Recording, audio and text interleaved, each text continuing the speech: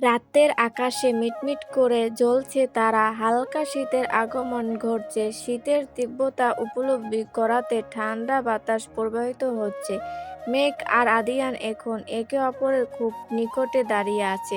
তাদের মধ্যে দূরত্ব মাত্র কয়েক হাত। জানালা দিয়ে ঠান্ডা বাতাস রুমের ভেতরে প্রবেশ করে। পর্দার আড়ালে লুকিয়ে থাকা মেঘের চুল স্পর্শ করে মৃদু বাতাসে মেঘের খোলা চুল হালকা উড়ছে। মেঘের উড়ন্ত এলোকেশি কিছু চুল আটকে যায় আদিয়ানের শার্টের বোতামে। যেহেতু আদিয়ান তার পিছনে দাঁড়িয়েছিল, মেঘ খেয়াল করলো না সেটা। ওর মনোযোগ এখন সম্পূর্ণ সামনের দিকে। আদিয়ানও হয়তো লক্ষ্য করেনি তারা এখন কারান আর আবিহার খুনসুটি দেখতে ব্যস্ত। কারান এখন বাচ্চাদের ন্যায় কাঁদো কাঁদো মুখ নিয়ে বসে আছে। তার মুখ দেখে মনে হবে সে হয়তো কান্না করে দিবে। আবিহা এখন আকাশের প্রশংসা করে যাচ্ছে। তা শুনে কারানের এমন অবস্থা, কারানের মুখোশির দিকে তাকিয়ে আবিহার ভীষণ মায়া হয়, তবে ওর হাসিও পায়। কিন্তু আবিহার তার ঠোঁটের হাসি ফুটে ওঠে না, বরং সে আনমনে হেসে ওঠে, যা কারান দেখতে পায় না। বেচারা কারান, বিয়ে, বউ, বাসর সবকিছু নিয়ে তার কত স্বপ্ন ছিল। বাসর রাত নিয়ে কারান কত পরিকল্পনা করে রেখেছিল, কিন্তু এখন সব শেষ। তার বউ অন্য কাউকে ভালোবাসে, তাকে না। কথাটা ভাবতেই কারানের কষ্ট হচ্ছে। পারিবারিকভাবে বিয়ে হলেও খুব অল্প সময়ের মধ্যে আবিহাকে সে ভালোবেসে ফেলেছে, তার প্রেমে পড়ে গিয়েছে। কিন্তু এখন আবিহা বলছে তাকে ডিভোর্স দিয়ে আকাশের কাছে তাকে ফেরত দিয়ে আসতে। কিন্তু কারান কি করবে? আবিহাকে ছাড়া থাকবে? তার বউকে অন্য পুরুষের কাছে রেখে আসবে? এই কথা ভাবতে কারানের কষ্ট হচ্ছে। তার এখন কান্না করতে ইচ্ছা করছে। আদিয়ান যে মেঘের পিছনে দাঁড়িয়ে আছে তা মেঘ জানতো না। মেঘ যখন সামনের দিক থেকে দৃষ্টি সরিয়ে পিছনের দিকে ঘোরাতে যাবে, তখন তার চুলে জোরে টান লাগে। মেঘ ব্যথায় আর্তনাদ করে উঠে। আদিয়ান মেঘের ব্যথাতুর কণ্ঠ শুনে মেঘের দিকে ফিরে তাকায়। মেঘ তার চুল হাত দিয়ে ধরে রেখেছে। আদিয়ান প্রশ্ন করে, কি হয়েছে মেঘ? মেঘ তার চুল ধরে আদিয়ান পরনে থাকা শার্টের বোতামের দিকে খেয়াল। আদিয়ান মেঘের দৃষ্টি অনুসরণ করে তাকায় তার শার্টের দিকে। মেঘ কিছু চুল সেখানে আটকে রয়েছে। হয়তো এজন্য মেঘ ব্যথায় এমন আর্তনাদ করে উঠেছে। আদিয়ান দ্রুত তার শার্টের থেকে মেঘের চুল ছাড়িয়ে নেওয়ার চেষ্টা করে, কিন্তু এতে মেঘের চুলে আরও জোরে টান পড়ে, যার ফলে মেঘ বেশি ব্যথা পায়। আদিয়ান যখন মেঘের চুল ছাড়ানোর চেষ্টা করছিল, তখন মেঘ তার ধরে ফেলে। আদিয়ান থেমে যায়। মেঘ বলে, দাঁড়ান, আমি ছাড়ানোর চেষ্টা করছি। মেঘ ধীরে ধীরে তার হাত নিয়ে রাখে আদিয়ানের বুকের ওপর। মেঘের হাত সহ সারা শরীরে কিছুটা কেঁপে ওঠে। আদিয়ানের অবস্থাও তাই। মেঘের স্পর্শেও থমকে যায়। এই মেয়ে যখন তার নিকটে আসে, তখন তার শরীরে অদ্ভুত এক শিহরণ বয়ে যায়, যা জিয়া বা অন্য নারীর স্পর্শে আসে না। আদিয়ান শত চেষ্টা করলেও মেঘকে তার কাছে আসা থেকে আটকাতে পারে না। আর মেঘ আদিয়ানের থেকে দূরে থাকতে পারে না। নিয়তি তাকে বারবার আদিয়ানের সম্মুখে নিয়ে আসে। মেঘ তার হাত দিয়ে আদিয়ানের শার্টের নিচের কয়েকটা বোতাম খুলে দেয়। না হলে চুল খোলা যাবে না। তার হাতের ছোঁয়া লাগে আদিয়ানের বুকের পরশে। মেঘ একবার তাকায় আদিয়ানের মুখের দিকে। আদিয়ানের দৃষ্টি এখন মেঘের উপর সীমাবদ্ধ। মেঘ দ্রুত তার চোখ সরিয়ে নেয়। এরপর তার হাত চালায় শার্টের বোতাম থেকে একটা একটা করে চুল ছাড়ায়। জানালার মৃত বাতাসে মেঘের চুল উঠতে থাকে, যা কিছুক্ষণ পর পর মেঘের মুখের সামনে চলে আসে, যা মেঘকে বিরক্ত করে। আদিয়ান হয়তো বিষয়টা খেয়াল করে। সে তার হাত দিয়ে মেঘের কপালে থাকা চুল কানের পিঠে গুজে দেয়। মেঘ শুকনো ঢুক গেলে এরপর যত তাড়াতাড়ি সম্ভব মেঘ তার চুল ছাড়িয়ে নেয়।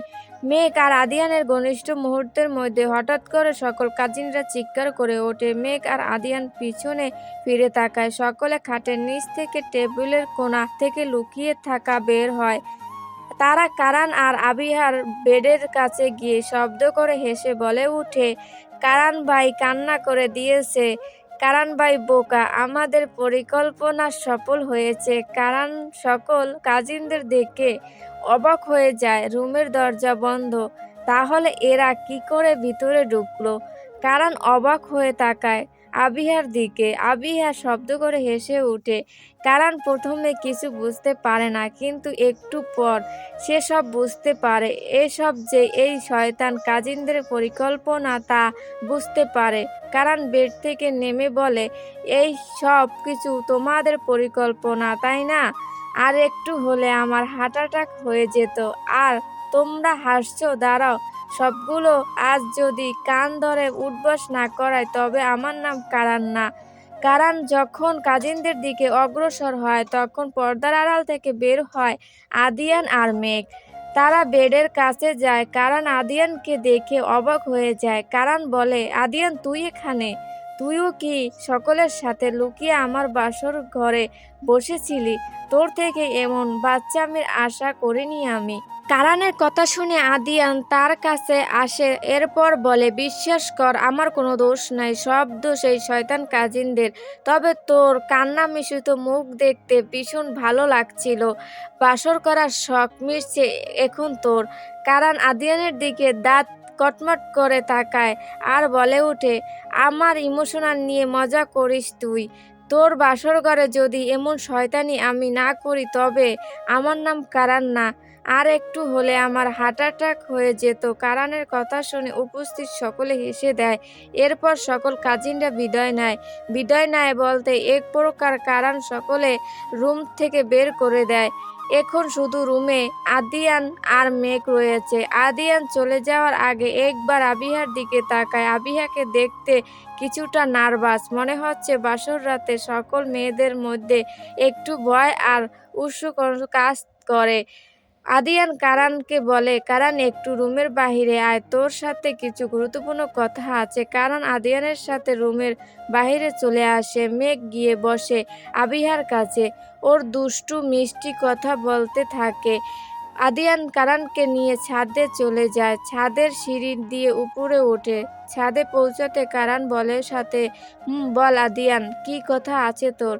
আমার আদিয়ান শান্ত স্বরে বলে উঠে, তোর বাসর রাত নিয়ে কি পরিকল্পনা? কারান নির্লজ্জের মতো বলে উঠে, কি আর পরিকল্পনা থাকবে, বিয়ে করেছি, বাসর রাতে বউয়ের সাথে ভরপুর রোমান্স করব। কারান এমন কথা বলবে তা আদিয়ান জানে। আদিয়ান বলে, তুই কি খেয়াল করেছিস আবিহা তোকে ভয় পাচ্ছে? ওর হাত পা কাঁপছিল রীতিমতো। আবিহাকে ছোঁয়ার বৈধতা তোর এখন আছে আর সবসময় থাকবে। তবে বিয়ের প্রথম দিনে এমন কিছু করিস না যার ফলে ভবিষ্যতে ও তোকে ভয় পায়। আদিয়ানের কথাটা কারান হয়তো বুঝলো। সেও খেয়াল করেছে আবিহা তাকে দেখে ভয় পাচ্ছে। কিন্তু বাসর রাতে রোমান্স করা কারানের স্বপ্ন ছিল। কারান বলে, কিন্তু বাসর ঘরে রোমান্স করা আমার স্বপ্ন ছিল। আদিয়ান কারানের পিঠে হাত দিয়ে বলে, শোন কারান, স্বপ্ন শুধু তোর একা নয়, আবিহারও থাকতে পারে। প্রতিটা মেয়ের বিয়ে বাসর এসব নিয়ে স্বপ্ন থাকে। তোকে আগে আবিহার মনের কথা বুঝতে হবে, ওর চাওয়া পাওয়ার বিষয় জানতে হবে। হয়তো আবিহা এইটা চায়, সারা রাত তুই ওর সাথে গল্প করবি, কথা বলবি, ওকে বুকে জড়িয়ে ঘুমাবি। যদি ভালোবাসার মানুষ তোর সাথে থাকতে তবে প্রতিটা রাত সুন্দর হবে। বিয়ের শুরুতে তোর স্বপ্ন আর চাহিদা আবিহার উপর চাপিয়ে দিস না। ওর মন, ভালোবাসা, আবেগ বোঝার চেষ্টা কর। কারণ হয়তো আদিয়ানের কথা বুঝে। সত্যি সে শুধু তার চাহিদা আবিয়ার উপর চাপিয়ে দিতে পারে না। আবিয়া হয়তো একটু সময়ের প্রয়োজন। কারণ সিদ্ধান্ত নেয় যখন আবিহা রাজি থাকবে তখন সে তাকে স্পর্শ করবে। যেটা ভালোবাসা দিয়ে পাওয়া যায় সেটা জোর করে আদায় করার চেষ্টা করা বোকামি। কারণ আদিয়ানের কথা সম্মতি জানায় আর বলে, তোর কথা ঠিক, আমার আবিহার সিদ্ধান্ত আর ওর স্বপ্নের মূল্য দেওয়া উচিত। তবে একটা আদিয়ান, এই পৃথিবীতে সবচেয়ে ভাগ্যবতী হবে ওই মেয়ে যে তোর বউ হবে, যাকে তুই ভালোবাসি। কারানের কথা শুনে আদিয়ান শব্দ করে হেসে উঠে। তার বউ, সে আবার কাউকে ভালোবাসে? যে নারী জাতিকে সহ্য করতে পারে না সে আবার কোন নারীর প্রেমে পড়বে? অসম্ভব বিষয়। আদিয়ান বলে, তোর মতো বিয়ে বউ নিয়ে পাগলামি এই আদিয়ান করে না। আর আমি নিজের কেরিয়ার ছাড়া অন্য কিছুতে ভালোবাসি না। ডক্টর আদিয়ান রেদওয়ান যখন সত্যি কারো প্রেমে পড়বে তখন ঠিকই ভালোবাসায় পাগলামি করবি। হুম, যখন প্রেমে পড়ব তখন দেখা যাবে। এখন যা রুমে যা। তোর জন্য আবিয়া হয়তো অপেক্ষা করছে। কারান ছাদ থেকে চলে যায় তার রুমে। কারানকে দেখে মেঘ আবিহার রুম থেকে বের হয়ে যায়। অন্যদিকে কাজের লোক কফি রেডি করে সিঁড়ি দিয়ে উপরে উঠে আসে। যখন মেঘ রুম থেকে বের হয় তখন তার সাথে দেখা হয় কাজের লোকের। কাজের লোক বলে, মেঘ ম্যাম, আপনি কি আমার একটা উপকার করতে পারবেন? হুম, বলো কি করতে হবে? ম্যাম, এই কপিটা আদিয়ান স্যারকে দিয়ে আসবেন দয়া করে। আমার হাতে অনেক কাজ রয়েছে। রাতের মধ্যে তা শেষ করতে হবে। তাই যদি আপনি কাজের মেয়ের মুখে আদিয়ান নামটা শুনে মেঘ থমকে যায়। প্রথমে না করলেও পরে কাজের লোকের মুখের দিকে তাকিয়ে হ্যাঁ বলে দেয়। আর আরিয়ান এখন তার কেউ হয় না। তার প্রতি কোনো ফিলিংস নাই মেঘের মনে। মেঘ কফির কাপ হাতে নিয়ে বলে, ওকে তুমি যাও, আমি কফি দিয়ে আসবো। আদিয়ান স্যারকে কাজের লোক কফির মগ মেঘের হাতে দেয়। মেঘ তার নিয়ে ছাদে চলে যায় আদিয়ানের কাছে। আদিয়ান যখন ছাদে দাঁড়িয়েছিল তখন মেঘ কফি নিয়ে যায় তার কাছে। মেঘ কফি নিয়ে আদিয়ানের পিছনে দাঁড়ায়। মেঘ যখন আদিয়ানকে ডাকতে যাবে তখনই আদিয়ান পিছনে ফিরে তাকায়। হঠাৎ করে আদিয়ান পিছনে ফিরায় মেঘ কিছুটা ভয় পেয়ে যায়। তার হাতে থাকা কফি মগ থেকে কিছুটা গরম কফি তার হাতে পড়ে যায়। যদিও মেঘের হাতে ব্যান্ডেজ করা ছিল তবুও তার হাতের কনুতে গরম কফি পড়ে। মেঘ ব্যথায় আর্তনাদ করে বলে উঠে, আহ! আদিয়ান মেঘকে তার পিছনে দাঁড়িয়ে থাকতে দেখে অবাক হয়। এরপর ওর হাতে থাকা কফির দিকে তাকায়। হয়তো মেঘ তাকে কফি দিতে এসেছে। আদিয়ান চোখ যায় মেঘের কনুর দিকে। গরম কফি পড়ে যাওয়ার সে জায়গায় লাল হয়ে গেছে। আদিয়ান বলে, মেঘ, তোমার হাতে গরম কফি পড়ে গিয়েছে। কতটুকু লাল হয়ে গেছে? না স্যার, তেমন কিছু হয়নি। আদিয়ান মেঘের কথা শুনে না। সে লাল হয়ে যাওয়া স্থানে হাত দেয়, সেখানে ফু দিতে থাকে। ঠিক তখন ছাদে উপস্থিত হয় জিয়া। জিয়া আদিয়ান আর মেঘকে একসাথে দেখে আদিয়ান কোনো মেয়ের যত্ন করছে তা দেখে জিয়া বলে, আদিয়ান,